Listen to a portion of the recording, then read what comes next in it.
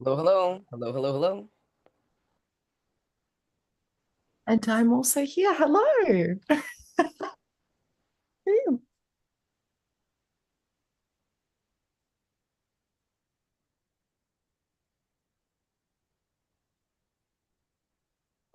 Kind of Wait, funny. what?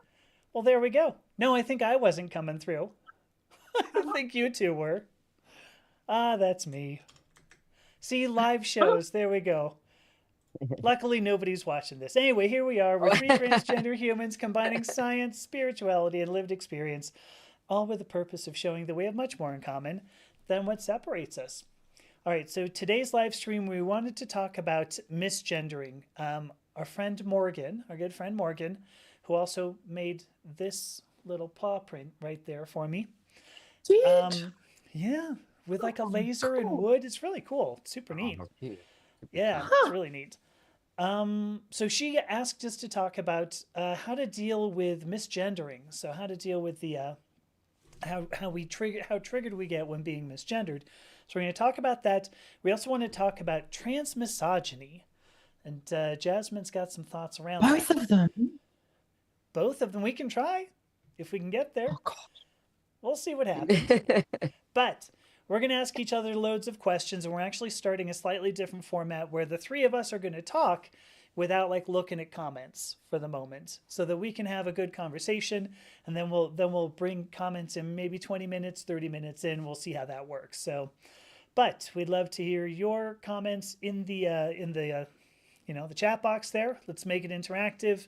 And of course, if you're catching this on replay, leave a comment in the comment section below. All right. What do you want to start with? Do you want to start with transmisogyny then, or do you want to do We'll start with the unboxing. boxing? Oh, right. Oh, We also Lino wants to know how your surgery went. I don't know why I had to ask that for you, Yeah. Lino. yeah, while you unbox things, I guess. Yeah. Well, yeah, I How are want to you see how are what you you healing use, now? so I can talk about that while people are showing up and while we're getting organized. Well, people are showing up. For those that aren't aware, what kind of surgery did you have a few months ago? I had an orchiectomy, and it was how long ago now? Like, I had it on, oh, it's the 20th today. I had it on the 19th of December. Okay. So for like Yeah, I five was months thinking it Well, was ago. it's my 4 or 5 5 months months. Yeah. today. About Yeah, five that's months pretty ago. Wow. sweet. Well, congratulations on the 19th. So for those Wow. that don't know, what kind of surgery is that? It's like a bophorectomy. All right. Well, Both that of really both of clears what? it up. Well, I got rid of both of these nuts. Ah, these nuts. So how you doing? I mean, it's been 5 months. I mean, I guess I was just really curious to see how you're healing physically, mentally, I can emotionally. exfoliate the skin in the shower What's with that? an exfoliating glove and it doesn't hurt. So, pain wise, so much better. There's Oh, not good. that tenderness or uncomfortableness there anymore. Uh-huh. So, Do that you, feels really good. were you usually exfoliating that area? Cause I mean, I would use an exfoliating glove gently in the area. Yeah. okay, well, gently. Okay. Yeah, I'm not like scrubbing the skin off. I I don't like wool, steel wool or something. You got some Oh God. sandpaper. Oh, Oh, that's awful. bit of vinegar, bit of bicarb soda. No, I'm Oh just goodness. Or a no. belt sander. I don't know. And so you're health center. Holy crap. So Oh, you're less sensitive. What'd you get? What is that? it's a water filtration thing. So That's pretty probably one of awesome. the least exciting things I've gotten recently. It's like, yeah, I don't have to get boxed Awesome. water. I I think that's was great. I was Um, kind of hoping it was going to be like some sort of intimate toy. That was my Or a hope. new exfoliator. A belt nice. sander. One thing with the Oh surgery goodness. that I want to mention Yeah. is that, oh, Oh, okay, oh, silk bonnets to sleep in to protect hair a bit more. I've Nice. that's got three of lovely. them because why not? So obviously one for me, the pink, of course, one for winter, and then a spare one. Mm-hmm. Nice. Sure. In case you have a Okay. sleepover. Thanks for coming to my unboxing video, everyone. We'll see you next week. No, I'm just kidding. Um, All right, so you're less sensitive, which is good, and yeah, you're I've been nervous to talk about some aspects because I know that transphobe people are going to find anything that they can to say, oh, this person regrets the surgery, yada yada, which I don't, for the record. But there's some things that I didn't expect, like my hormones went bonkers for the first little while. I think they're starting to calm down now, like it's settling out, balancing. But I got a bunch of androgenic effects for at least 3 months that I really didn't expect. No, that is the weirdest. Because you had why Mm. your did that little happen? yeah. Do you know? Well, apparently, when you get rid of the shesticles, your body can sometimes go into overdrive and go, whoa, those things that were there that were creating this isn't there anymore. And it starts to overcompensate in other areas. And so apparently, it can put the pituitary gland into overdrive, producing Hmm. excess testosterone. So, yeah, I don't know. I don't know what the hell happened, but even I got my DHT tested. I don't know what that stands for, but it's like a more potent form of testosterone. I think that's a dihydrotestosterone. Thank you. Testosterone. Thank Yeah. you. Mm-hmm. Mhm. Excellent. Love your work. Um, I'll be here all week. but that was in normal levels. My testosterone was in normal levels. And yet I'm growing more body hair. I, what else was like acne, getting acne popping up more. Yeah. Um, the other one's not very PG to share. How do I share that in a Which PG was way? well. So I was hoping that the what you were going to unbox was some sort of intimate toy, and maybe you could just say this was one of those things that might have helped with one of those with one of those side effects. Yeah, that's a thing. Though that definitely died down quicker than the other things. Hmm. So I don't know. I'm hoping that it's balancing out now. Yeah. But yeah, that was very much unexpected. Yeah, that makes Oh yeah. sense. I mean, you take away And body very organs and organs. dysphoric. What's that? It was very dysphoric for a bit there Can because imagine. it's things that I haven't had apart from having a system that was dominated by testosterone. So Mhm. like I was expecting the opposite. And I'm like, what the fuck Yeah. Yeah. is And going on? you had stopped your androgen blocker, right? The Yeah. anti-androgen. I'm forgetting what you were on, Cipro or is that right? Yeah, I was on Yeah. yeah. Um, and I wonder if it was really just that, because I mean, the idea of the androgen blocker is that it prevents androgen. It doesn't prevent androgen production, but rather its absorption and Mm, utilization. So I wonder if that was really all that because I know you said you wanted to go back on it, and I said, mm, wait, why? You're not making it, but I guess I understand. I'm thinking about that now and going, oh, okay, you made sense. yeah. So So will you get back Yeah. on the androgen blocker now? I'm not sure. I mean, it's been 5 months now. My levels, at least in my blood, are level. They're kind Okay. of where they should be. So I don't know if I'm still, I don't understand how I'm still getting the effects. Hmm. yeah, yeah, Mm, I agree. really strange. That is But also, strange. bodies are really strange, and we understand a very small percentage of how we work. So, yes, And that's. Mathisa, did you go to similar through anything similar? No, I didn't. That's why I'm really sort of fascinated by this because I mean, after my surgery, like everything I had just plummeted. Everything vaguely masculine plummeted. So I don't know. That is strange. I haven't heard of it before, but I'm obviously not an endocrinologist, so Sure. you know. Well, Jasmine, what does your thanks for sharing, Amethyst. Jasmine, what does your endocrinologist say about that?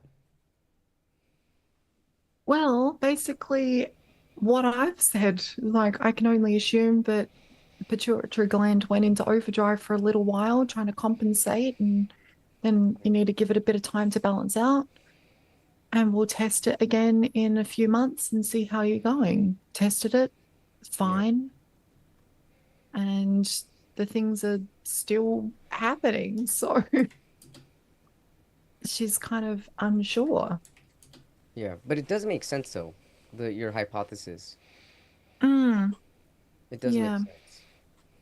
Well, I mean, think about there's plenty of like cis women or people born with ovaries who have too much testosterone, Hmm. PCOS or any other number of hormonal concerns that pop up. Right. My mum had more facial hair than I ever did, like even before I got laser.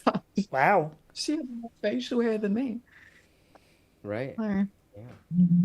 yeah, she polycystic ovarian syndrome, Yeah. which by the way is apparently an intersex condition, which I didn't recognize for a while.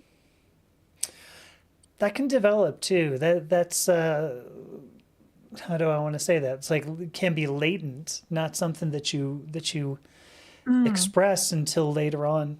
I have a friend who I don't know, was 22, 23, and it wasn't mm, until after she had a kid that it expressed. And that may be super typical. And again, not that kind of doctor, but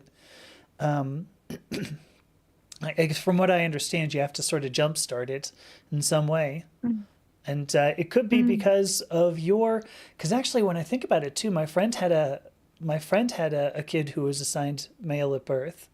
So I wonder if it has to do with the SRY protein that would have irritated your mother to make testosterone to result in you assigned Mm. male at birth. And I wonder if maybe just somehow that changes something. There's some sort of an epigenetic crazy jamming thing. I'm So sorry, I get basically, all my body technical hates with. me. No, no. I was talking about PCOS, but Oh, maybe your right. mother's Okay. body hated you. That's somebody probably hates you, but it doesn't have to be you, just you. I mean, I know for a fact a lot of people hate me Right, because I exist. right. Let's. Why don't we segue into that? Actually, Mm. one of the things that I know, I kicked something and I didn't know what the hell it was. One of the things that I know Morgan had brought up was the misgendering, but I know that sometimes it's purposeful, right? I mean, like if somebody, when I was still transitioning, if somebody went, hello, sir, sort of stammered, I was like, I Mm. get it, like I get it. But then you get people who, like, I mean, just yesterday when I was streaming on TikTok, I had 3 or 4 people who were like, hello, sir. And I'm like, you think that hurts, but it doesn't, Not me, but I know that there are people when it happens purposely that it kills them. So, it's really tough for them to get through that. I Before mean, we move on, can we yeah, just like uncover what is misgendering? Just for Ooh, anyone watching who doesn't that's know a what good that yeah. means. point. Yeah, Yeah, well, go at let's do it. it. Go at it. We should probably start there. So misgendering basically just means using a pronoun or a title that does not correspond with the person who you're saying it to. So if somebody said sir to me, or if they said he or him pronouns towards me, that would be misgendering. So that can happen. Like I said, it can be just by accident. Someone actually doesn't know and they stammer and go, oh, he, Right. her, I mean, blah, blah, blah. Or it can happen maliciously, where someone is intending to do it because they want to get a reaction out of you or harm you in some way. Because they hate you. It's a hate and discrimination tactic. Don't sugarcoat it. I mean, I think that's the case. I mean, I say we don't sugarcoat it. I mean, maybe they're just bored and they're doing it to get a kick out of someone so that they feel, well, who knows? But anyway, Amethyst, go on with what you were saying. Actually, I think that was about it. I was going to say, I mean, like, it, when people did it innocently, I thought, okay, that's cool, you know, because I had some people, you know, who would, like, I still have a friend who will go, I don't know, man, I mean, girl. And I'm like, this is your mode of speech. Like, I get it, you're not misgendering me. So there's you know, there's innocence, and then there's people coming into your live stream and you know, deciding that they need to make you feel bad about yourself. So, Even in the innocent, so as you're saying that, sorry, go ahead. oh no, I'm finished. I was actually going to try to pass off because I was going to say, I mean, Lino, go. No, I was thinking that I've thank you. I was thinking that there's times where like I've been that way with trans people and or people that go by they them, and just because it was, and I've had to change my vocabulary and the way that I speak to be a little bit more compassionate and empathetic. But I used to be like, hey dude, what's up? Or hey man, to men or women. And I realized that, I mean, right.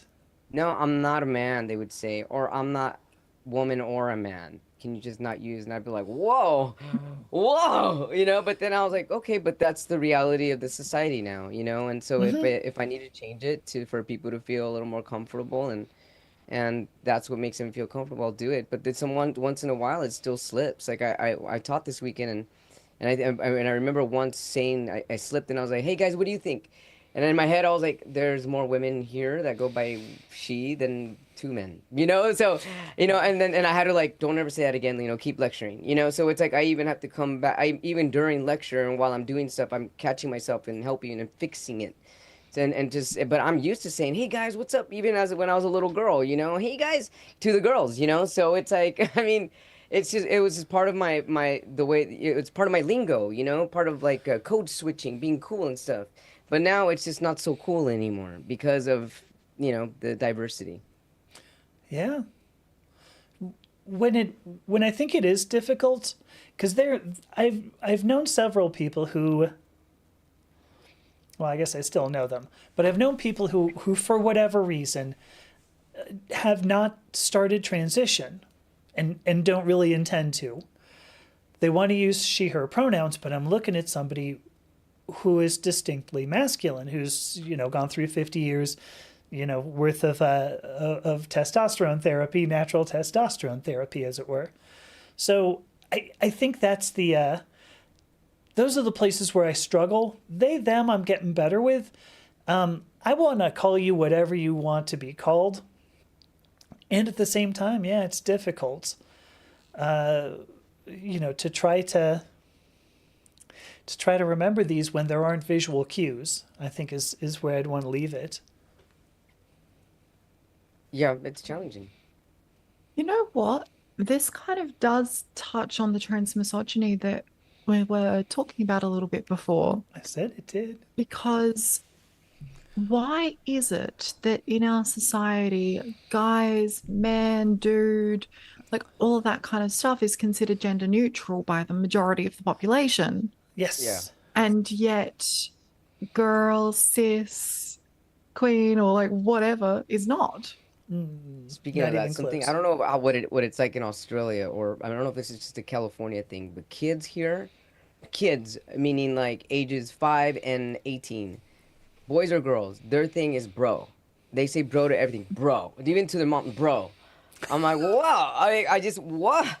Everything starts with bro. Like, yeah, I don't know what to say about that, but it's along these lines. Actually, I overheard that. There's a couple of teenage girls on the train the other day, and they were bro every bloody second word. Like, Yeah. bro, have you seen this Snapchat? Bro, Yeah. bro. Like, But it is back to being misogynistic, and they're not even realizing it, but that's like a thing mm, to say now. Yeah, It's yeah. interesting. Like, why bro, not sis? Mm, Hey it's a sister, good hey question, sis, what's up? It's all right? bro, so it's like, whoa, okay. Don't My yeah. call me kid, bro. yeah, my kid did that to me once. My kid goes, Yeah. "Oh, bro, such and such." No, what? So I said, "Don't call me bro, man." And then our non-binary kid goes, "Yeah, don't call me man." Then, and I went, "Okay, touche, got me there." Yeah, right. Right? Don't call me bro, dude. Don't call me dude, buddy. Yeah, right. So what It was? depends partially on the time period and what's cool at the time, yada yada. Yeah, If I go back to my old YouTube videos, every single video, hey guys, it's Jasmine, constantly. right. And I still struggle to not do that. I still have to like you, Lino, I have to consciously go like, oh, folks, like consciously pick something else. I But for me recommend, if I may, personally, I I don't recommend mind it using at kitty all. cats. Can you just do that, kitty cats? Gender neutral. Oh my Why not gosh. pussycats? Oh, Because that's not gender neutral. Goodness me. I stopped for a minute. My friend, what's. Oh Yeah, the goodness. things that are considered gender neutral are typically mask coded, whereas the things Yeah, that are considered not gender neutral are all feminine. And right. if you go up to someone like a cis het guy and you go, "Oh, hey girl, how's your weekend?" They'd be like, "Ugh," and Right. freak out. Right. But it's totally fine for them to go and be like, "Oh, hey dude, how's your weekend?" And that's fine. Why? Yeah, why, right?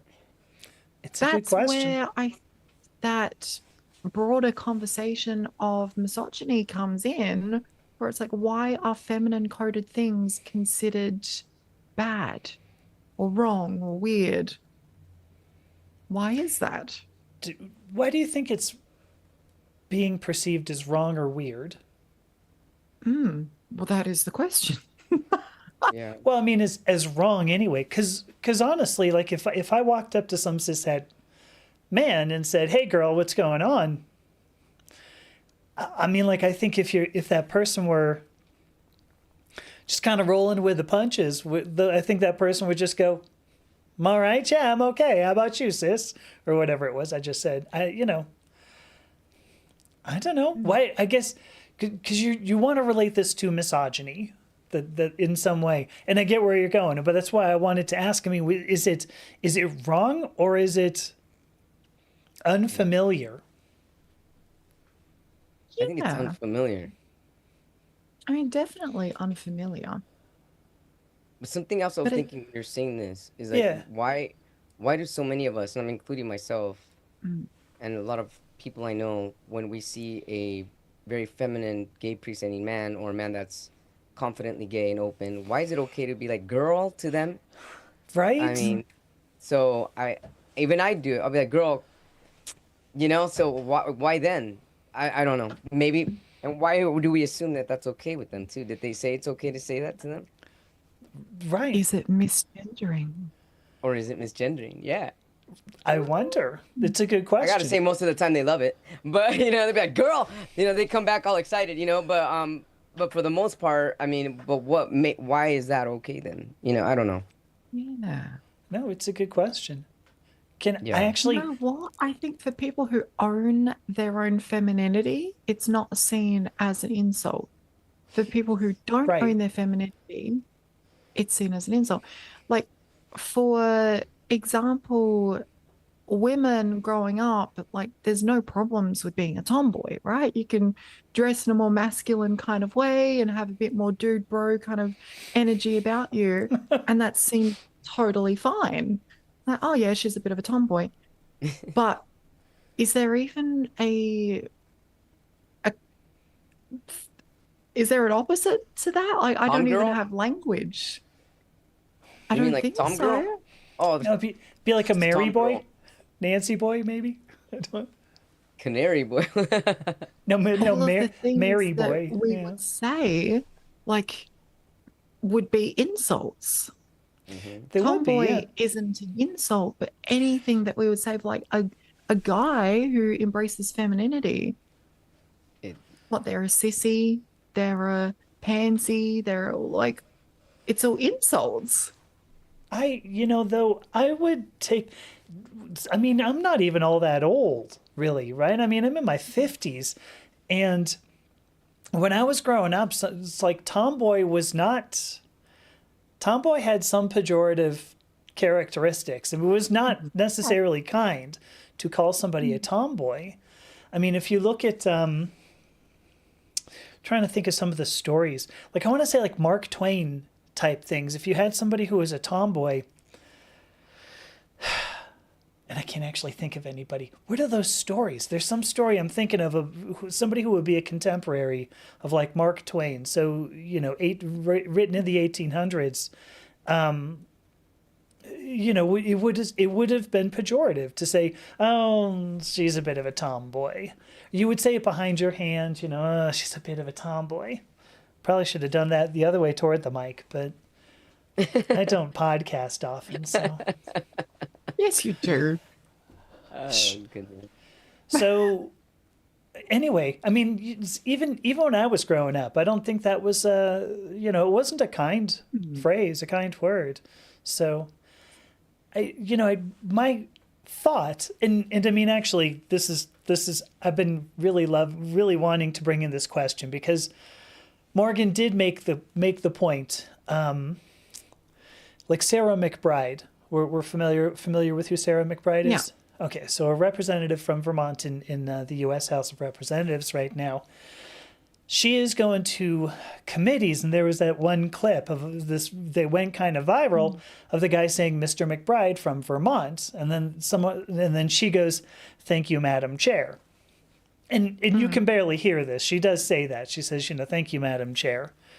So Morgan's question, which is a good one, that says, is it okay for a trans person to do it back to make a point? I want to go around the room. Meaning misgender them? Yes. Well, right. Oh, I'm sorry. I should have said, Madam Chairman Yeah, I mean, was... I would say no. Yeah. Why? Because I don't think that is necessary to make that point. I think everyone in that room understood why that was an issue straight away without her having to do that. It wasn't a demonstrative thing or demonstrative. It was a little jab back, which I understand. And I don't know that I wouldn't do it myself in her situation. But I don't think that we should be misgendering cis people back. Do you have a thought on that, Lino? I agree. I mean, I agree because, I mean, you can't, fight fire with fire, just as Martin Luther King says, you always have to come back with love. And so, I agree, I agree. That's my personal motto. But also people have their own journeys in life and their own lessons to learn and their own soul growth and development. So if they feel a need that they have to do that, there's going to be some repercussions because there's a law of karma. Something else is going to hit them right back, or someone else is going to misgender them maybe right afterwards or a week later. And then how are they going to handle it now? Everything is to make us all a better person, no matter what comes at us. So it's really up to the individual how they want to handle it. But me personally, I wouldn't attack them back. All right. Now that Then you've both what said about that. the people? Oh, sorry. Go ahead, Amethyst. No, go. We'll finish up your thought. Oh, I was going to say, what about the people who feel like they should hit back in those scenarios? There's people who feel like, well, if you're going to maliciously misgender me all the time, why shouldn't I stand up for myself? Why shouldn't I do that? Because in their view, like, we have the right to do that. If someone's being an asshole to us, why would we not have the right to, hit the ball back to them? And on some level, I agree with that. And I'm like, yeah, I mean, you probably you wouldn't be in the wrong for hitting the ball back, is what I would say. Yeah. But in saying that, is that the kind of person that you want to be? Is that how you want to come across? Because if you just act with integrity within yourself and you choose to not acknowledge that or to move forward without hitting back at them, they're the asshole. Yeah. And they will look like the asshole and they'll probably feel like the asshole too, because you're like, okay, well, I'm not going to dignify that with a response moving forward. They're the ones being malicious. Yes. So I don't know. Yeah, from that perspective too. I'm going to dissent at least a little bit here. There's I believe very strongly that you should not use this. I'm going to go with an analogy here. You should never start a war. You should never initiate the use of physical force. All right? Mm-hmm. Don't punch somebody first. Don't push somebody first. Don't be that person. That said, when it occurs, you do have an obligation if you expect, if it's an unsafe situation to use physical force back. Your country gets invaded, declare war and protect your citizens. In this case, when we're talking about misgendering, I think of there was another clip that happened that was in Wyoming, actually. Somebody called into it was like was it the state? I can't remember if it was the state government now or not, because I almost kind of think it was a city government, but called in and said, thank you for recognizing me, Madam Chairman. And the person goes, I'm a man. And she goes, okay, thank you, Madam Chairman. I really appreciate it, Madam Chairwoman, or whatever. And he goes, no. I use he, him pronouns. Like, I think he actually says that phrase. No, I use he, him pronouns. And she says, but you passed a law that said I cannot be compelled to use your preferred pronouns. So thank you, Madam Chairperson. I'm going to move on. And I actually appreciated that, because it's like, you passed this law because you want me to feel uncomfortable. And I think it's important to say, this is what you're doing to me. This is what it feels like. That right there, that is a form of non-violent protesting. It's Right. malicious compliance. Yeah. You could think of it like that, I suppose. Malicious compliance. Malicious compliance is not a bad thing. No. No. Well, I mean, because it did take some... But I think in that regard, I think that's an excellent... what Sarah McBride did, I think, was appropriate. She said, okay, well, you want to make me uncomfortable by misgendering me, then I'll make you uncomfortable back by misgendering you, just so that you can see what it feels like and why you, as you've said, Jasmine, look like the asshole. I don't think the guy got it exactly until he got yelled at by a man. There's a little bit of an irony there, that the chairman was like, oh, I'm not going to listen to the transgender woman. But when a man yells at me, I'm going to rap my gavel and say, that's it. I'm going to take my ball and go home. Oh my God, no one's listening to me. I feel so affirmed. No. Sarah had to have done this. She must have been going, all right, so a man just ignored me, then a man stood up for me. There you go. She probably pulled out a fan or something, was like, oh, Rhett, you've made me feel so feminine. I'm such a woman now. Thank you, Rhett. Did you want to jump in on that, Jasmine? As long as I've got a character going. Oh, goodness.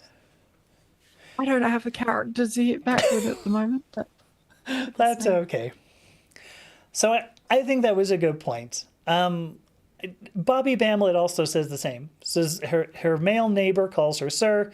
Why can't she just call him madam back? I think you should. And see if he goes, whoa, what? What are you even talking about? And then you go, that's what I feel every time you call me sir. It might be a teaching moment. Do you think? I don't know. I think also safety has a lot to do with it. Like, where are you? What state are you in? How aggressive are Right. people? Is it a Republican state? Is it a red state? Is it a blue state? Like, are you in the Yes. U.S.? Like, where are you at? Really, just be careful because there are some angry people out there, and that's why it's always. I feel it's always best just to, you don't have to fight back because I mean, I mean, I'm just all for like new social change without people having to die for social change. You know, I think it's time for people Agreed. for social change to be created based on love and Yeah. not having not out of fear and having to be like if I'll die for this I will. Like no, you don't have to die for this. This isn't, 1950 anymore. I just feel that there's different ways to come about this, and I think I mean if you're talking about Sarah McBride, I think that's great. That's what she felt, was she felt safe enough to say that, and that's great, and it made her feel good possibly, and that was her. There's nothing wrong with it. There's overall, I think safety is far the first foremost important thing, and also really come from a place in your heart that you feel is mostly true for yourself. If it's true for yourself to fight back, there could be some repercussions, and also it could be good or it could be bad. I mean, there's really no way of knowing, but whatever feels right to you. I think it's a good point. Can I add a layer of, A layer of goodness. I don't even know, some layer of something? How about if I just add a layer and Okay. then you tell me what it I is? love layers, especially in lasagna. Yes, and parfait. That sounds good. Love parfait. Love me some parfait. So here's my question. Oh, somebody's calling me on my phone.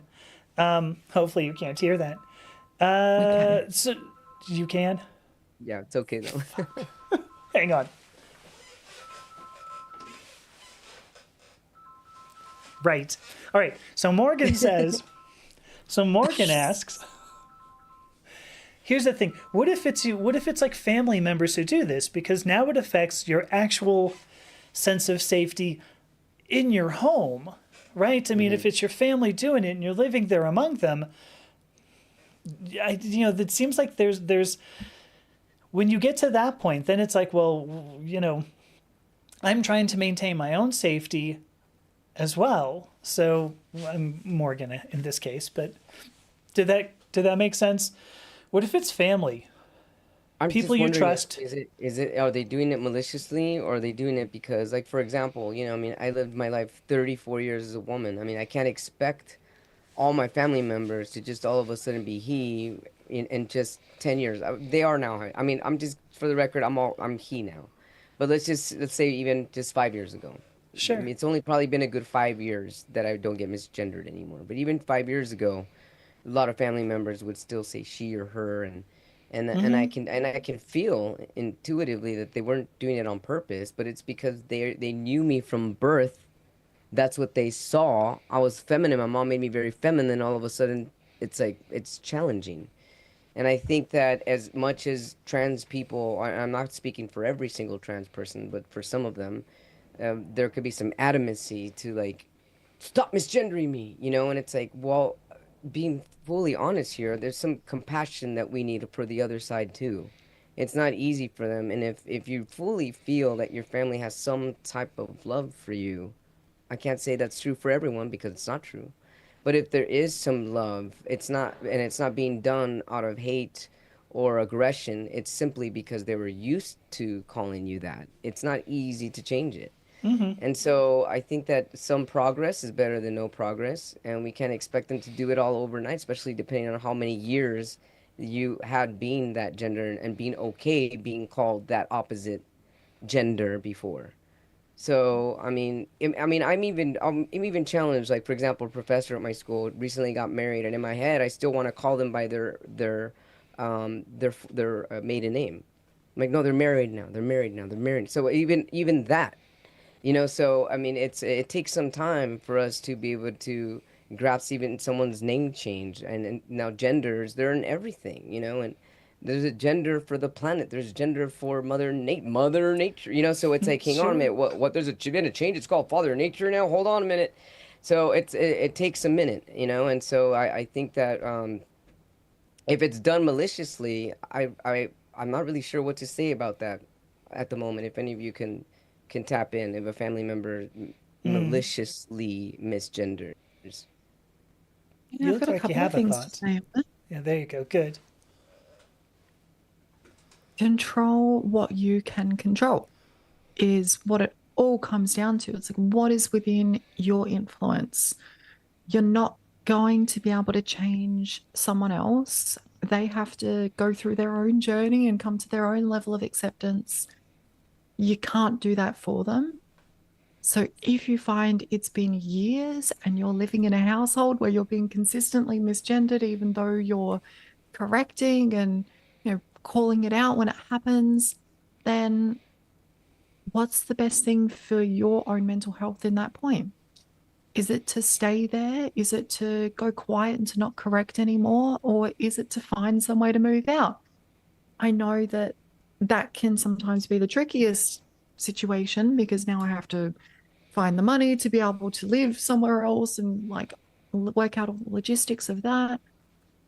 But at the end of the day, I think anything is worth protecting your own mental health. And if it is genuinely affecting your mental health, then that is what I'd suggest doing. Find a way. Yeah. Find a way to change your circumstances because that's what's within your influence.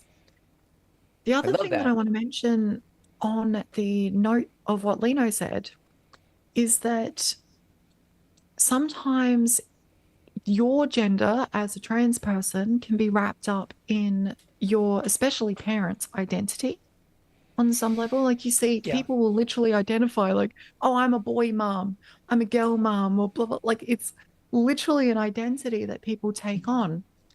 And so coming out, oftentimes there's this perception of, well, it's harder for me. And look, I'm going to agree with that. As the trans person, it is harder for you most of the time. It's like, I've dealt with this all my life. This parent, it's not like a sudden thing. It's not like, oh, I'm just suddenly changing my gender and like I've just thought about this since last week. No, I've thought about this since I was in kindergarten. But so, from that perspective, it makes sense why we can often be very impatient with that. And it's like, I want you to start gendering me correctly straight away. And if you don't, then you're being an asshole and you're being malicious and not trying hard enough. Like, that's often where we come across. And acknowledging that there is some grief on the part of the cis person as well. Yeah. Sometimes trans people don't want to acknowledge that. They feel like, well, because it's harder for me in this situation, then I don't care. Like, you deal with that thing. But I think we should approach that with compassion. We should understand that sometimes it is wrapped up in their identity. Sometimes there is a bit of grief of the person who they thought you were to who you actually are. Mm-hmm. Obviously, that's not something as a trans person that we want to pile on top of what we're already going through, No. but it's a fact of the matter. I think it is just a fact of how things go, and we should have compassion for that as well. I don't know, Amethyst, did you look like you have thoughts? I mean, I appreciate what you're saying, and I think there's a lot to that. At what point does compassion for somebody else become self-defeating? Mm.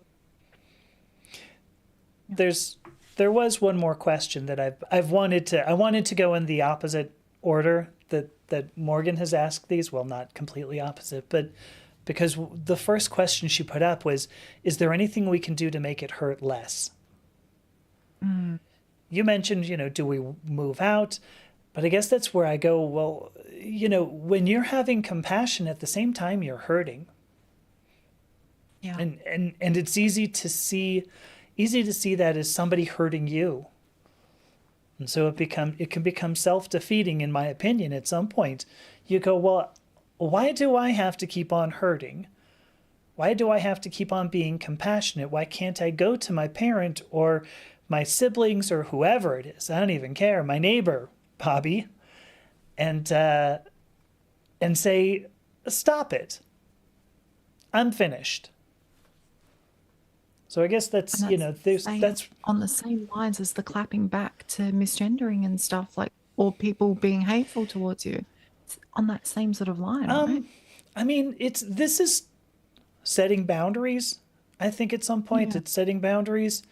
The example that at least have from my own life, I mean, I've had people who struggle to use my name.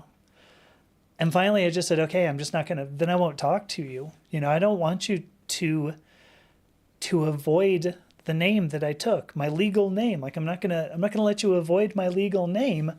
I just won't talk to you.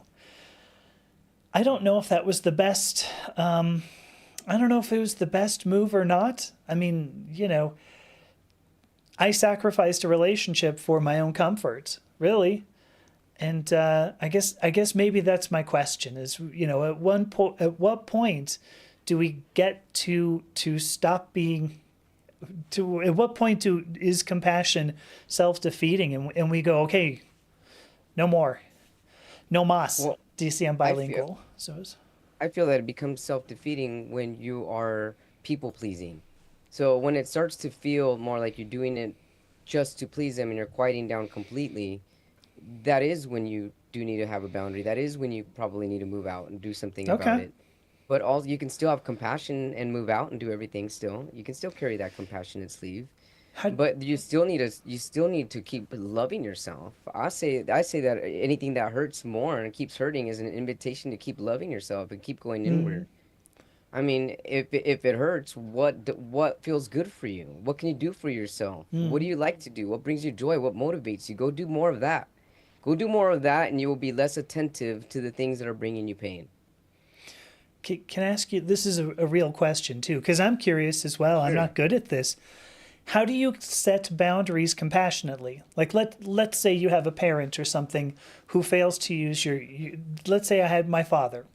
Since he's gone, it's easy to use him. What if he always referred to me as he?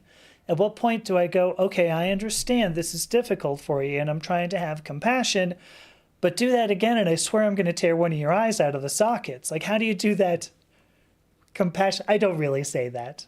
I think I told him I was going to punch him through a wall. I think it's totally different. But how do you do it Well, compassionately? it's an interesting question because coming from a very diverse background myself, being Latino, I mean, because we're multicultural over here. So, and a lot of it, even there's cultures that don't speak to each other. There's no Sure. communication. They just react with action.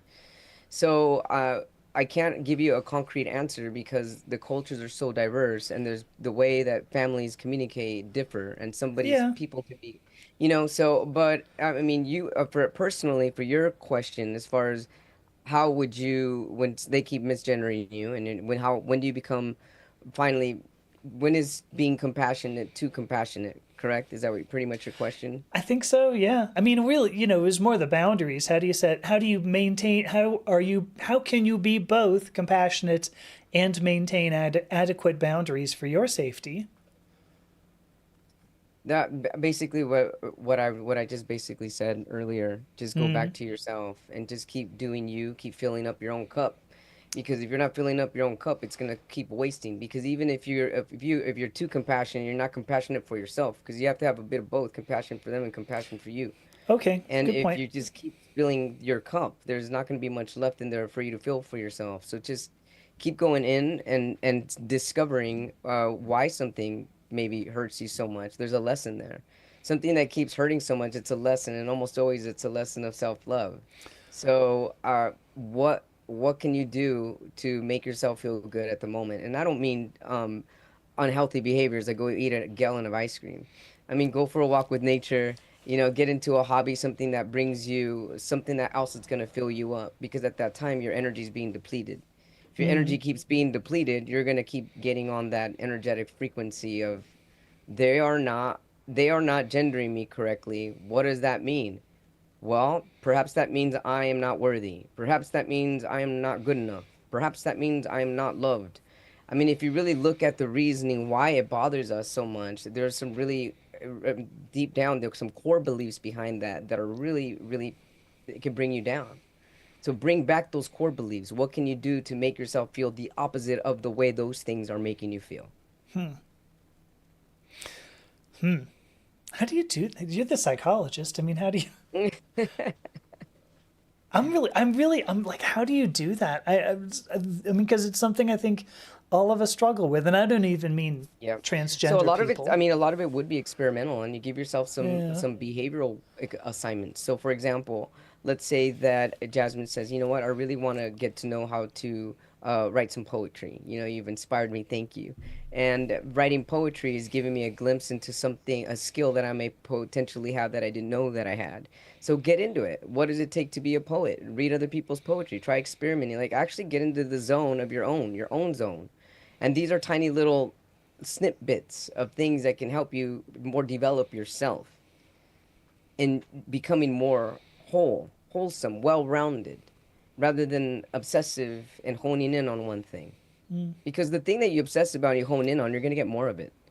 That again is a universal law. Just as gravity is, just as light is, it's a universal law that the thing that you think about, you're going to bring more about. What do you think about hypnosis? Just out of dumb Well, curiosity. hypnosis really depends because I mean it depends on who the person is doing the hypnotic treatment because there have been many hypnotists that are not really well trained that can use it to manipulate people. So Oh, for sure. yeah, it's really a tricky thing, making sure that somebody is well trained and they're doing it to bring up the best part of yourself and not just bring out things that don't even need to be brought up. Let's say it's like middle-aged purple-haired lady. What would you? I'm just What like about? hypothetically. Hypothetically, I know I don't understand the question. Hypothetically, yeah, No, what about? did you know that I would? Did you know that I'm taking a hypnosis course? No, I didn't. Oh, well, there you go. That was the. It wasn't entirely an innocent question, but So how did this conversation switch to hypnosis? it didn't really. Well, I mean, because you're talking about, the main thing. I'm trying to remember how you put it, because you said it really well. That when you focus on the negatives, what that's going to do is bring more of it to you, right? Sure. And one of the things that I keep on hearing anyway in this instruction, in the hypnosis instruction, is that if we stop going down that path, our brains are really good at use it or lose it kind of thing. So when you don't use this one neural path that I got triggered during misgendering, and however you stop it from happening, sooner or later it stops feeling bad because you've lost that pattern. And I feel like that's along the lines of what you were trying to say. If you can go back to the core values and stop the triggering, stop the reason why you feel bad, Yeah. then that's the Yeah. way to get through it. Did I say? That makes Did I? sense. Yeah, I'm Okay. not saying that's the only way to get through it, but that's Oh a no way. no no no. It's definitely a way to get through it because then once you do that, you build a new neural pathway. You build a new Yeah. freeway. Yeah. Right. No, that was for what it's worth. I believe is going to be one of the biggest. I don't know what I wanted to call it. I don't want to call it like a condition, but I think that would be some of the biggest work that I intended to do, because I want to work only with the queer community, primarily precisely for this reason, because we face this kind of truth, and it's not just transgender. It's anybody, gay, lesbian, bisexual, and really it's also anybody who just doesn't quite fit the cishet norms, right? I truly feel 100% that if the world equally had a school about the laws of the universe, a lot of this stuff would be solved. Oh, If agreed. everyone understood what energy is and what energy does and what energy creates, and if everyone really fully understood that we create our own reality, as painful as it is, whether we want it or not, if we truly understood how, people would be in this earth school and understand something and elevate their consciousness and really Yeah. become a better version of themselves a little faster. But it's not that I easy. agree. And meanwhile, there's people stuck in this trauma, which in recreating trauma. Every time that we come back and be like, well, they misgendered me, that's like trauma, trauma, trauma. Let me just keep creating this trauma for me because that's what's happening. And so, and at that moment, it can be very hard to even sit down and be like, hang on, something's just firing so fast. Let's see if we can stop it from firing so fast. Bring it down a little low, a little slower, get the anxiety, your cortisol levels back down, take some deep breaths, go into nature, and really start being in the present moment. And when people are more living in the present moment, you're not in trauma anymore. You're not in a trauma response, yeah. If you're not in a trauma response, you're not in a trauma. Well, I mean, you can still certainly have suffered from trauma and be triggered into a trauma response again. But yeah, I mean, you've gotten through But if one. you're fully in the present doesn't moment, exist in the present what's moment, that? though. Exactly. There you go. That's what I was trying to say. If you're fully for reals in the present moment, if you're at a lake and you're sitting down staring at a duck at that current moment, you are not in trauma. Well, I mean, I think Jasmine's point was well put. I mean, your conscious mind is what's in the present. And it's your conscious mind that ends up going through this trauma response, not your subconscious. Your subconscious is just replaying the past because that's what it's got is your experiences. So anyway, I'm not saying you're wrong. I'm saying, you know, I don't know if it's a matter of fully being in the present so much as being able to address the patterns. It's honestly, it's a bit of everything. It's a bit of all of it. Right. I mean, it's true. You need to be in the present in order to address the patterns, etc. So, I mean, right. But it's a good point. You cannot address the pattern unless you become present. So it's like being present really is a lot. Almost always it's everything. Yeah. Yeah, I'm with you. Do you notice that Jasmine looks like she's you look like you're in a horror film with like a flashlight underneath your... I don't. Do you have a light that's on you? There's like like your face is really illuminated. If I change that, I don't know. Did that change? No. I mean, you look beautiful. That's it's just it looks like you really had a spotlight on your face. I was like, oh my gosh, you look like you're one of the girls dancing in like a goth band video. No, it's just my Morticia Adams lighting. Ooh, I love it. Yes. Yeah, I love Morticia It worked Adams. out. Yeah. Uh-huh. Oh gosh, I could put my light on, but I don't want to. I've been having consistent freaking headaches for ages. So that's fine. Do what you're doing. I'm just gonna start referring to you as Lucretia, if that's okay. I think that's misgendering. No, I'm kidding. No, not at all. Lucretia I don't know who Lucretia is. What's that? I don't know who Lucretia is. Oh, there's a song by Sisters of Mercy called Lucretia, My Reflection. And the song is about a goth girl anyway. But, shoot, Lucretia comes from a Midsummer Night's Dream. I think, because I think Lucretia was some British pagan fairy deity, maybe? Right. You'll have to look it up. Who knows? All right. Now, what? What do you got? I wrote down some notes. Great. Some things to cover here. Dang. While we were talking. Because I didn't want to lose my thought train. Good. Manifesto. What was the last question that you asked from Morgan? Because that's what I want to address. Is there anything we can do to make it hurt less? That's not what I thought it was. I thought it was around like setting boundaries and whatnot as well. Well, specifically around the setting boundaries part, I want to talk about that because you brought up an example from your own life, right? What you said in the lead up to saying I'm going to have to punch you through a wall. What you said in the lead up to that, is exactly what we'd want to touch on. because I just wrote down certainty, significance, connection. Acknowledging those things. Whenever we're setting a boundary, we want to give the person certainty, give them significance, give them connection. These are three of their core human needs that if we satisfy those in the communication to them, they're going to be more likely to take on what we have to say. So immediately what you said before was giving that significance. Like, what did you say? Like, say it again. Like, recount.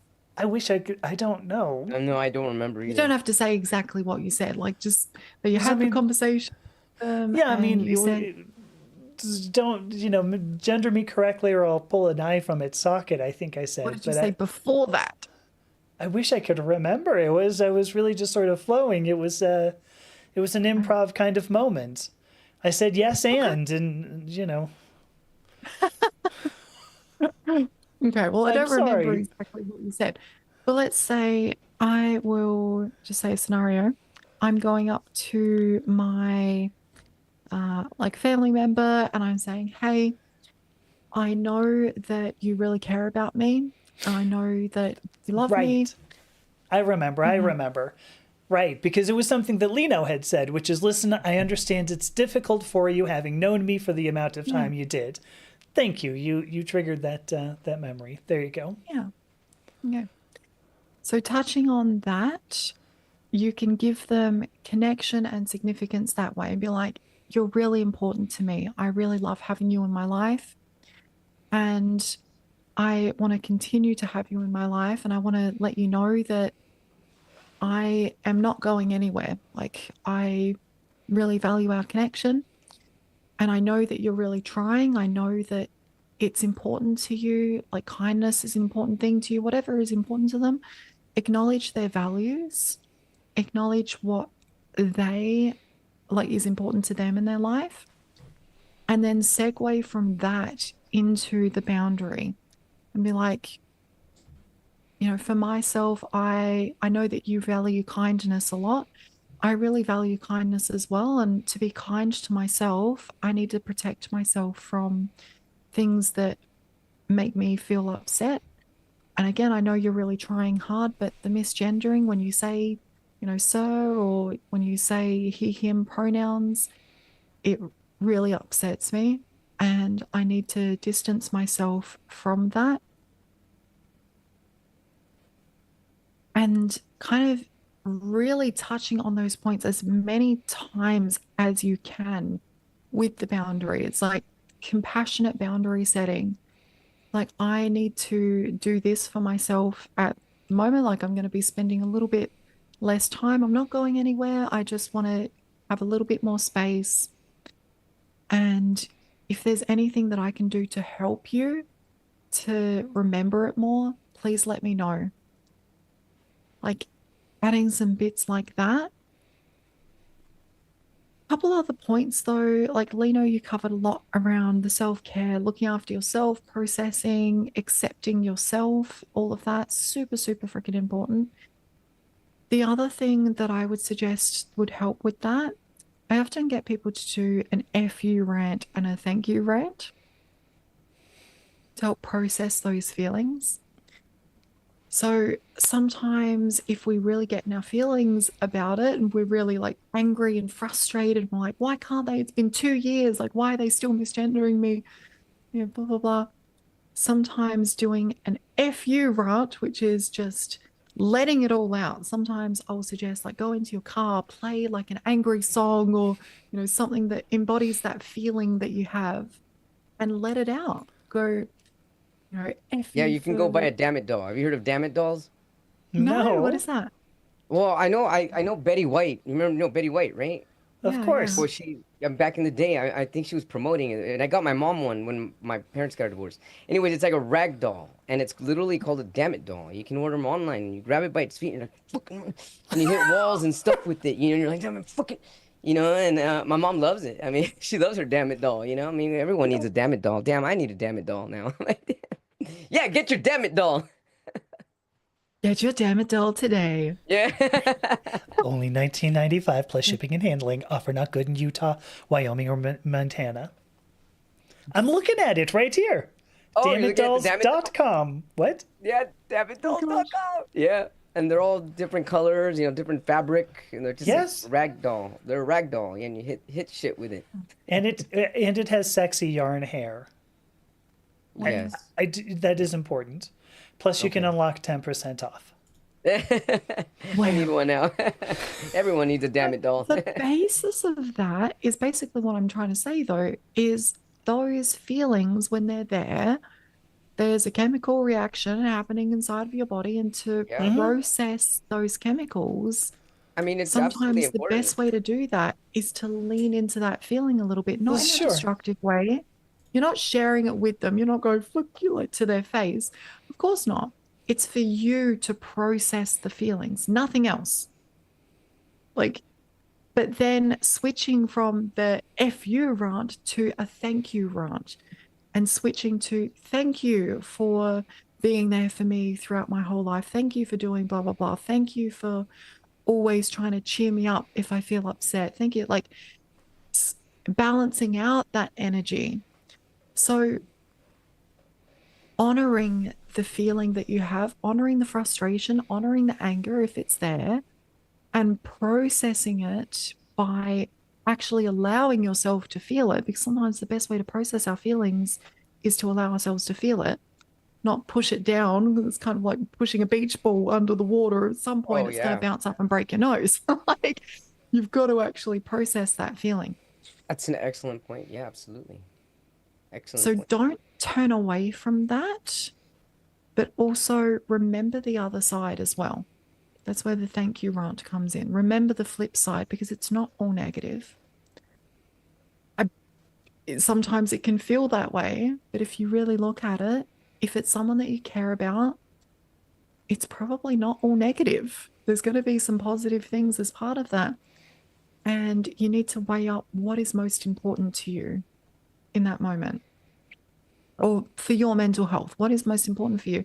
I've cut off family members completely in the past. Part of it was because they would gender me correctly. They would be like, oh, fine. I'm like, yep, they'll use my name, they'll use my pronouns. And then if we have an argument, they start misgendering me. In the heat of the argument, they'll, oh, well, blah, blah, blah. And then even shame me and go, oh, well, I've used your name and your pronouns and I've accepted you, and now you're telling me to not treat you like shit. And so they'd switch around and start misgendering. That to me is a massive boundary no. That's like, you don't do that. Yeah. I think that's There's a whole bunch of other things like that came across with that, but the overall, I was like, for my mental health, I need to cut you off. I need to put that really harsh boundary in place, and sometimes we need to do that. Sometimes that's the right thing to do for you, and sometimes it's not. Sometimes leaving a little bit of time, acknowledging all the good, and giving them compassion and time is the right thing to do, but it really depends. Yeah, every situation is different. That's the challenging part because it's such a loaded question, but it's really individualistic is. on that. It Absolutely. is, and I mean, I thought what you said was beautiful, Jasmine, and I thought, how wonderful it would be if we could all live in worlds where we actually do want to thank everybody we're in contact with. But I don't think that's usually the case. I mean, I'm thinking of, ultimately you said you needed to cut people off, and I kind of went, well, what was the last 5 minutes where you said then you need to find why these people are good in your life and you want to affirm that to them. I think Done they're that too. gonna. What's that? I've done that too. All right, because I mean, Say my uncle, for example, he has reached out to me with so much toxicity, like called me a Nazi, called me like ridiculous stuff, wow, that's misgendering, using my mum. Like my mum's passed away years ago, saying she would be so disappointed in you. Like every barb that he could find, he would throw Sure. at me. Sure. Very toxic, very, very toxic. And I would come back and say, I love you. Thank you for being there for me so much. Thank you for going through what you did, because my uncle's gay. Thank you for going through what you did that helped other family members accept me quicker than they would have. I really appreciate you and everything that you've done for me. And I have to lovingly let you go because I'm not willing to subject myself to this kind of stuff. I don't think you owed him even the what came before. Of course, I didn't owe him that. But Let me that's what's rephrase that. I don't insane. think you should have given him any of that because you validated what he said. You validated him as a person, and what he did was try to diminish you as a person. And this is my own personal opinion. I did agree with me or don't. You know, I'm thinking in this day and age, with the level of hate that's floating around out there, there's a certain level where it's worthwhile saying, okay, I'm going to try with you, and then there's a certain level where it's better just to go, you know what, not going to try with you. I'm hitting D every time I see an email come in from you. I'm not going to read it. I'm not going to take your calls. I'm not going to read your texts. Thank you, but no. What does it feel like to you? I think the most important aspect there is, does it feel like acceptance? Does it feel like calm? Does it feel like peace? Or does it feel like denial and feel like you're pushing it down or ignoring it or turning away from it? Well, because those are two very different things. They are. This is a really difficult question because we're not talking about like if you had two parents who were Republican and you said, "Oh, I'm going to go vote Democrat," and they went, "Wait, what?" and they get pretty pissed off. Like that's something. And not easy. I mean, like it would lead to uncomfortable silences at dinner and things like that. When somebody negates your identity entirely, there really is no compromise. You can't come to okay, you can negate so much of my identity, but I need to assert this much of my identity. No. You cannot have a relationship with somebody who doesn't accept your identity, who doesn't believe that your identity is valid. Does that make sense? I mean, I think there are different examples. If you have somebody who's just not doing a good job of gendering you properly, yes, keep working on them. If you have somebody who goes, well, I just can't get next to this transgenderism thing, and besides, you look like a fool when you wear a dress, you just go, okay. You can't get next to this transgenderism thing. That's fine. I'm going to let you go. Yeah. And maybe I just reach it more quickly than you do. I don't know, Jasmine, but it depends. Like the harshness of the boundary depends on what kind of relationship you've had with the person. It depends on your safety level as well. Like I've put a boundary in place with someone quite recently where I've just blocked everything that could come through. Sure. And it's literally at a point where I'm about to send a cease and desist letter if it doesn't stop. Okay. I mean, you get what I'm saying. Yeah, absolutely. I think it really depends. And the main thing that I would always come back to with this is don't allow somebody else to cause you to behave in a way that you're not proud of. I think you should be very proud of being able to set a boundary, because I've always sucked at that. So. But yeah, just depends on how it feels to you. If you set a boundary and it's out of frustration, it's out of like resentment and all of that, then the last thing that I would want is for that person to be holding on to those feelings and to be triggered every time they think about this person, or when this person tries to get back into their life, they're triggered by it. For me, it's really important to have a feeling of acceptance with it. And for that, I need to acknowledge all the good as well. If I'm going to blame them for all of the negative things and all the bad things that they're doing, I'm going to blame them for the good things as well. I'm going to thank them and let them go while keeping a really harsh boundary. It's literally a thank you, I love you, and fuck you, I never want to see you again. They coexist at the same time. Yeah, And agreed. it feels like acceptance. Yeah, they coexist for sure. Yeah, no, I agree, and I don't think I don't think that we're saying necessarily different things. I originally what I heard from both of you, for what it's worth, is well, we should allow this to happen. I mean, and I realize neither of you said that. Okay.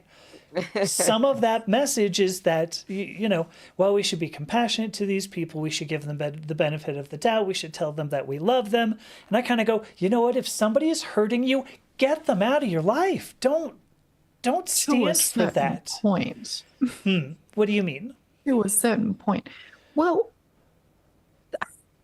person if somebody is jerky enough, if somebody is jerky enough to hurt you, you owe them nothing more. No. Nothing more. You do not okay, I'm done. Bye. Yeah. And I think for people, I'm going to call myself and Lino out here because I think potentially, no, I'll call myself out because I don't know 100% with Lino, but I know that you've got a similar mindset to me, so it could be a thing for you. But for me, I tend to put up with things longer than I should. And I do give compassion and kindness more than I should. Same. There's a point where I should draw a line sooner, and oftentimes I don't. Yeah. That is something that I need to reconcile with myself because sometimes, like, that's the kind of person I want to be. I want to be the person that gives the benefit of the doubt. I want to be the person that gives kindness and compassion. Like, literally, what does it freaking say up here? Inspiring hope, empowering, and showing kindness with everything I do. That is such a core part of my identity. But it can put me in shitty situations sometimes. Because if I lean into that too much, then other people, if they have malicious intent, can take, what's the word? Take advantage of that. Yes. Yes. But that I want to say very clearly, just because that's the case does not mean I let people walk all over me. And it doesn't mean that I don't have boundaries, but it means that I'll give people a chance. I'll be like, you have the opportunity to step up here and to treat me with respect. This is exactly what I did with my uncle. I said, I'll give you like kindness and compassion. I understand that you're hurting. I understand that you're upset and you're, fighting back and throwing the stuff at me. I understand that. I'm going to give you a couple of days to cool down and we can chat. And if you continue treating me that way, I'm going to block you. But if we can have an adult conversation and one that has respect and kindness with it, then I'll happily have the conversation with you. 2 days go by, comes back, same stuff. Absolutely same stuff. I go, okay, what I'm recognizing is that you're not in the space to be able to have this kind of conversation with me. So I'm going to block you, as I said the other day. And I hope that we can touch base again in a few years' time and it be respectful. So that very harsh boundary can be there in a kind way, I feel. Absolutely. Unless there's an immediate threat to your safety, or there's like, that's a totally different thing. Cut off, gone. Oh, yeah. That's very different. Yeah, I guess I will say, because we're now an hour 20 in. I will say that I think you don't owe kindness to somebody who has rescinded it from you. That's my statement. I mean, I am the same, and Lino, I think you've mentioned the same, that I think it's a common transgender trait that we want to make other people believe that we believe what they believe. I mean, we're almost all of us are people pleaser type people. Jeez. Because we have to be. We have to mask. Otherwise we get called wrong. And in some cases this misgendering is furthering the case that we are wrong, not our actions, that we as people. And that's, I don't think that's cool. And I think that giving people the benefit of the doubt is important. Absolutely. Because I give people ridiculous numbers of chances. And it's only actually been since I've transitioned that I've had, I don't know the word I want to call it. I think I just say the skill to set those boundaries and say, I'm not safe in this situation, I'm going to leave. And I tell you, I'm very proud of that. I can't even believe that I have the capability to do that, because 52 years I didn't. Well, probably closer to 54. It's only been recent. And I, so I think I'll just leave it at that. But, one way I would say, Morgan, because maybe we can do a quick round here. One way, Morgan, I would say, to make it hurt less, you tell those people they're hurting you. What do you think, Lino? I'm gonna get more energy, compassion, and kindness, like Jasmine. But I think that's fine. I think it's absolutely No, great I if know. somebody feels that they're able to do that. Absolutely. that's not really what you feel about what I've said, though. I mean, the last thing you said, yeah. I mean, what you're saying is hurting me. I think that's great. That's Yeah, really that's speaking up important for to say. yourself. Yeah, it's sticking up Mm. for yourself. Yeah. But you don't have to stick up for yourself in proportion to what's going on. Like someone says, "Oh, you look horrible today," and you stab them. Like, no, ridiculous. Agreed. Um, But that's not what I'm advocating. I mean, no. Like protecting yourself is really important. If yeah, someone is, legislating rights away or is that's literally a big thing. physically attacking you, Yeah, you're not going to be like, oh, I wish you kindness while you're getting punched in the face. Like, right. you've got to protect yourself, of course. But yeah, for me, my parting words is really just focusing on being the kind of person who you want to be and not letting other people cause you to behave in a way that you're not proud of. That's my parting words. I think that's Okay. great. Thank you. Do you have anything you want to sum up with, Lino? No, I mean, this is great. Thank you. All right. Do you want to bat out a poem? We haven't I done a don't have. poem in a I while. don't. I know it's been a while. I don't have one. know. I don't have one Damn. right now. I apologize. Because I wish you'd knocked one out about safety. I could have. Yeah. Well, next time, who knows? But Sure. Next time. next time. So what are we going to talk about next time? Ooh. What does anybody want to hear? I won't be Yeah. here next weekend. It's over here. It's Memorial Day weekend. I'm gonna be with my mother Right. on Monday. So Okay. I'll be Ah, missing Monday. Okay. Do you want to stream next week, Jasmine, or no? yeah. Let me. Okay. I can do it, but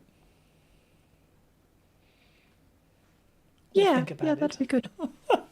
We'll think about it. Well, let's chat after about some ideas. Yeah. All right. Okay. I love this damn it doll. I may stick a link to this Yeah. Put in the link in there. I the think that'd show be notes. fantastic. It's really funny. It is. Some of these are Feeling hilarious. frustrated, feeling angry. Well, you need a damn it doll. Yeah. Your companion to punch in the face, to swear at, and to feel better about yourself. Damn it, doll. Get yours You today. grab her by her feet and you hit hit the wall with it. Yeah. I named mine Mom. Damn it, Mom. Oh, dang. I named mine Billy after the bully at school. Fuck you, Billy. Sure. Oh my gosh.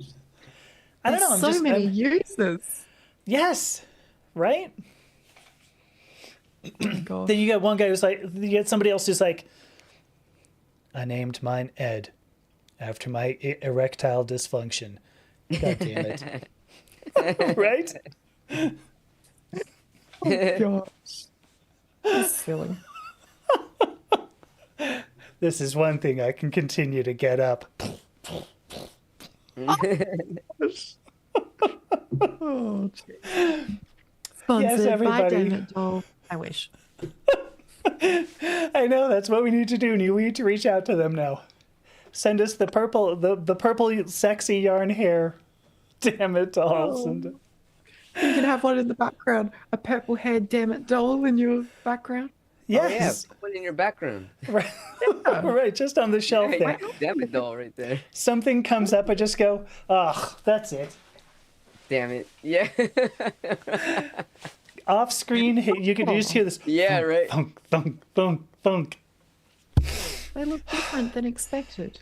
I'm fine now. What? They look different than expected.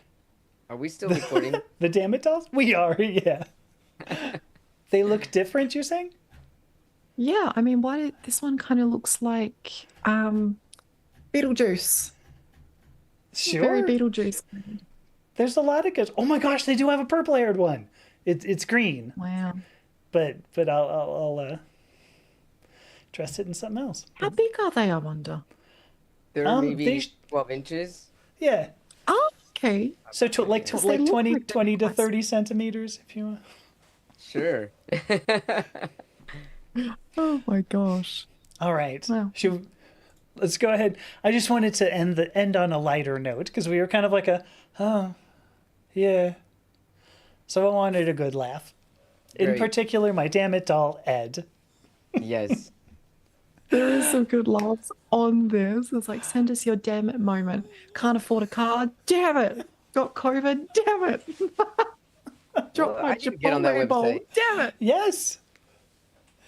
It's Paris. funny. Damn it. Damn it. I I'm like really it. gonna get myself one. It's time that I have one. Yes. Mom I'm has telling one. I got her one. If we can, I know, I was hoping, can you design it yourself? That's really the That'd thing. be great to design your own damn Yeah. Kind of cool. If I could, I would. Anyway, we Send them could one. talk and talk and talk. But I think that is it for us today. Yes, thank you, everyone. Yes, that's Yeah. it. If you have requests for future topics, don't forget, throw them in the notes. We'll call you out like Put we it called in out the- Morgan. Put it in the comments or else we'll damn you, doll. You sent me an email. Should have been in the comments. If you comment something nice, we'll shout you out. If you comment something horrible, then we'll beat our damn it dolls while reading it. Wait, we should just all have damn it dolls by next episode. We'll be Really. renaming our Damn It dolls. Yeah. We'll have Yes, our own doll we should totally sitting do on a that. shelf right here, or on my shoulder. Yeah. And then we'll have a damn it clan with a Yes. little less fear I love that. Damn and it. much more love for your authentic self. Yes, I think it would be perfect. I just tied together all of our things Right. if you didn't notice. Right. Anyway. No, it was pretty amazing. All right. Thank you. Anyway, love you both. Yeah. Thanks, Jasmine. you. Thanks, Lino. Thank you. Love you both. Love you all. Thank you so much. Bye, everybody. I know we had Morgan Bye. and Bobby. Oh, that's all I had. Morgan and Bobby who talked. So thank you. Bye-bye. Bye. Bobby.